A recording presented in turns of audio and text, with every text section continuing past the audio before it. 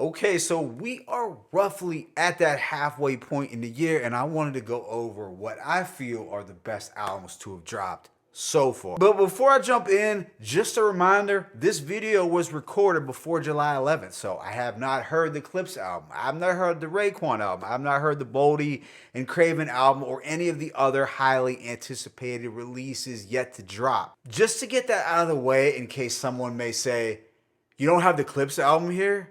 But today, I wanted to hit y'all with 15 projects that had consistent replay value for me. I review a decent amount of stuff, and a large enough percentage of it has technically been good enough this year, but didn't necessarily mean that I wanted to replay some releases all that much either. But these are 15 drops that I had to urge to replay. So starting quickly with some honorable mentions, I would say Snoop Dogg's Is It a Crime? Now, many people have cited that this Snoop album was better than Missionary, and even though there's a couple obvious skips, it's still more of a traditional G-Funk album from Snoop. I'd also add Slick Rick's Victory. This Mass Appeal drop did get some mixed reviews, but I enjoyed the bulk of it. I mean, vocally, he was still sharp and the storytelling was still intact. The production as a whole, just serviceable though. Next, I'd go with the High and Mighty Sound of Market. So this was a blast from the Raucous era past. Sound of Market, it was a fun and solid release from the zany Philly duo known as DJ Mighty Mai and Mr. Eon. This High and Mighty project is dripping in that late 90s, early 2000s raucous nostalgia. You have a plethora of old school features, and the production from Mighty Mai is funky, upbeat, and just true to that high and mighty form. And it's something that you might want to check out if you like their prior stuff. And lastly, for the honorable mentions, I would include Knowledge the Pirates, The Round Table, produced by Rock Marciano. This is a dope drop that could have easily been in my top 15, but I haven't gone back to it as much. But you do have grim, gritty storytelling over quality sample-based production from Rock Marcy, and it's likely Knowledge the Pirates' best release to date. But jumping right into the top 15 so far for me, at number 15, I have Dave East and Young Chris's Fine Dining. So this was a short project that had grown on me quite a bit since it dropped a few weeks ago. Look, even though Young Chris isn't from New York, this album felt like New York City in the summertime, or you could say at least an East Coast rap album on a warm summer night. That was just the feeling that you get from the predominantly gritty, sample-based production, just with a splash of luxuriousness. Dave East is giving it his all, and Young Chris sounded very hungry. It's been a while since I heard anything from Young Chris, truthfully, but he hasn't lost a step. It's definitely something that will make you feel like you were posting up on a hot New York block in like the middle of July. At number 14, I have Shay Noor's The Color Chocolate 2. This was a very dope, mostly self-produced project from Shay, where I think she really shines as a storyteller and as a producer. You also get that deep introspection, which is not unusual for a Shay project. You have dope features from Elzhi and Love the Genius, and a track that I have to highlight is By Vercel.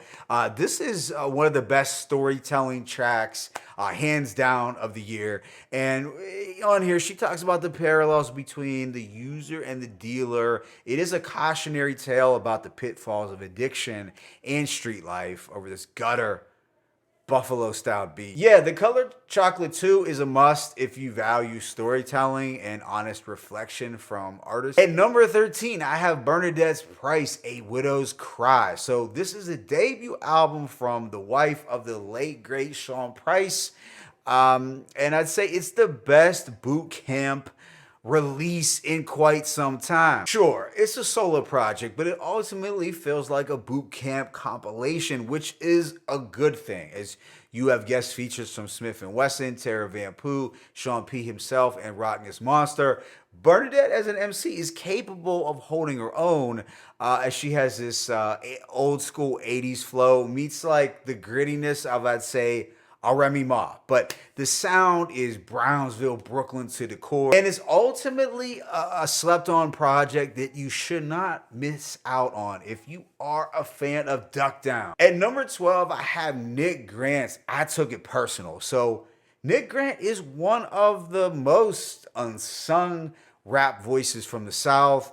He's so nice, but he just doesn't get the props that he really should deserve given his talent. I Took It Personal is the follow-up to his very dope Sunday Dinner back in 2023. And I Took It Personal does have similar styled production in that it is mellow, bouncy, very soulful, a lot of neo soul and 90s to 2000s R&B samples. While the production was smooth with some high highs, it was really Nick Grant's verses that were the selling points. I mean, he is growing more as a conceptual artist, so it's more than just clever bar work. It's a thoughtful album where he is letting the listener in on some of the industry politics and how he persevered despite the setbacks. But yeah, it's a strong, cohesive drop from one of the illest voices currently in Southern rap, and it's close in quality to Sunday Dinner. For number 11, I have TF's The Green Bottle. Now, this was a slept-on gem from the prolific West Coast MC. Now, I've heard prior TF projects, but truthfully, none of them really jumped out at me as much as this one, and I would credit that to the ear-grabbing production that we have from Crisis. There are many colorful and crunchy backdrops that just fit TF so well here.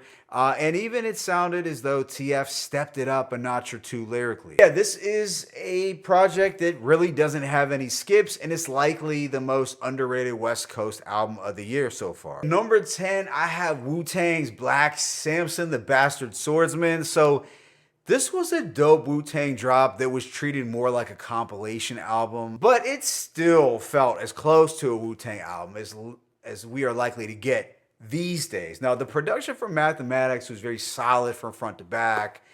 There were traditional Wu sounding samples, elements of blues, rock, and that 70s blaxploitation. I'd say most of the clan members sounded rejuvenated, and there were strong outside performances from artists like Benny, RJ Payne, Kool G Rap, King Crooked, and Eric Sermon, Keith Murray, and guess who? Jamal.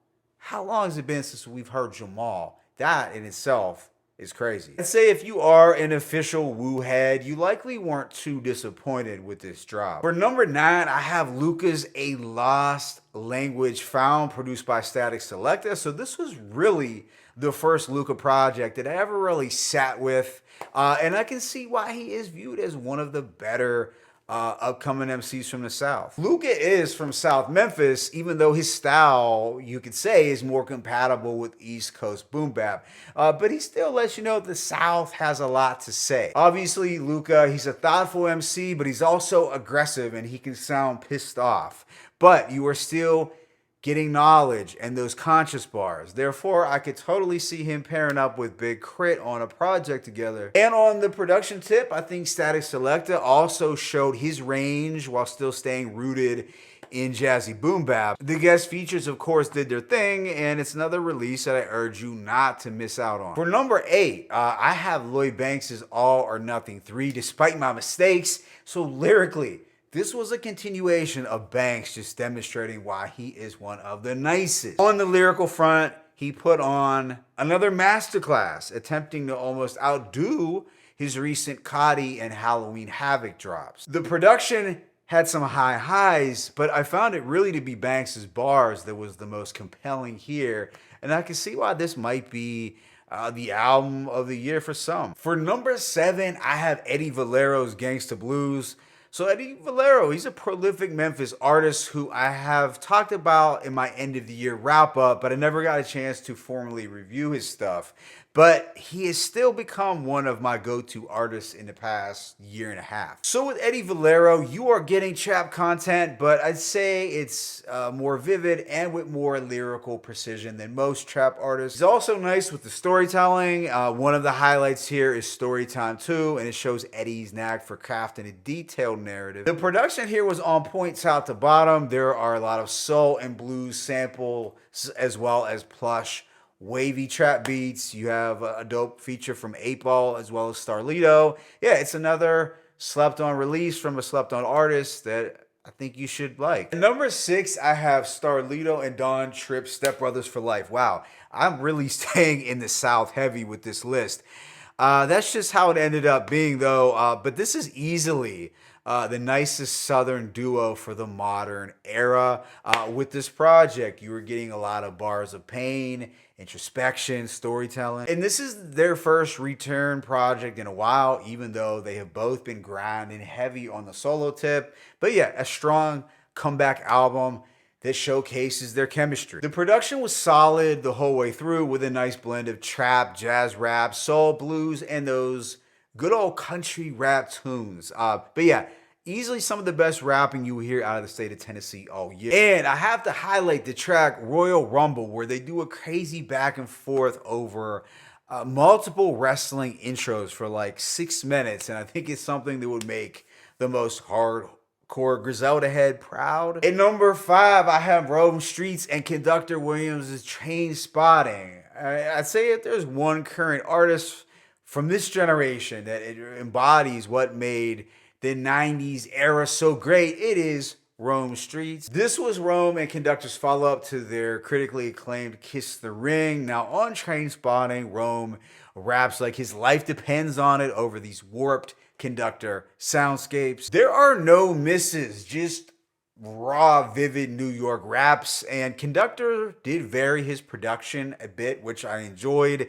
And I'd say it's the best project from New York City artists to be released so far. At number 4, I have Ransom and Dave East's The Final Call. So this was an unexpected collab album that I enjoyed quite a bit. The title itself, based on the newsletter from the Nation of Islam. On the lyrical front, you had very detailed street rap from both Ran and East, but it was mixed with that old school New York talk and 5% wisdom. Even though Ransom is from New Jersey, this still felt very much like a New York project, specifically one based in Harlem. I get, thanks to Dave East, but I think it also has a lot to do with the Malcolm X references. The production was very soulful overall, a lot of bare bones instrumentals that allowed for the bars to be the central focus. And I think Ransom inspired Dave East to give us some of his best rapping since his mixtape days, and it was just a powerful, urgent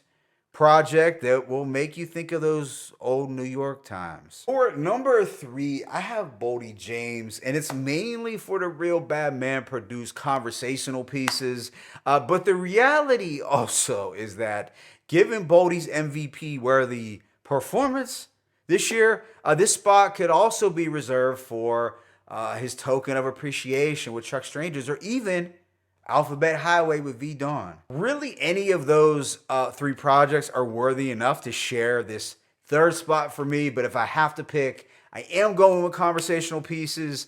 Lyrically, it's Boldy being Boldy, of course, but you had such an eclectic batch of instrumentals from Real Bad Man. It made it a unique listen. At number 2, I have Key Glock's Glockavelli. So you might say, Mixtape Moth, wow, you have Key Glock this high. And the answer is yes, totally. It was one of my most played projects this year. And if I were to attempt to do the knowledge as to why, I think it's the balance these Key Glock albums offer from some of the other projects that I review. Given that he is a trap artist in his 20s, but his music somehow still resonates with me in my early to mid 40s. I think a lot of it has to do with the production, specifically the heavy soul and blues samples that he uses. It's authentically Memphis. So even though it's trap, it's done in a way that I feel both fans of Wu-Tang and 3 6 Mafia, get the balance there, can both enjoy. But it's still done in that flashy, braggadocious way that is Key Glock. But yeah, this album really had no skips for me, really high highs, and a lot of that was due to that elite sample-based production. And for number 1, I have Westside Gunn's 12. So for me, this was the best Westside Gunn project since, I'd say, Hitler Wears Hermes Side 8B. Of course, Stove God Cooks embodied a lot of this project, and even Gunn, I think, stepped it up bar-wise. But there was something very mafioso sounding and feeling about this project that really appealed to me. Some of the instrumentals made me feel like I was in a movie. There was something more cinematic to this release than other projects this year. And Outlander was a song that I had on repeat for a lot of the year. It had to be those glorious horns, but it made me feel like I was a mix of Superfly, Goldie, and some other blaxploitation legend wrapped in one. It was an ideal blend of rawness, luxuriousness, and that mafioso flair.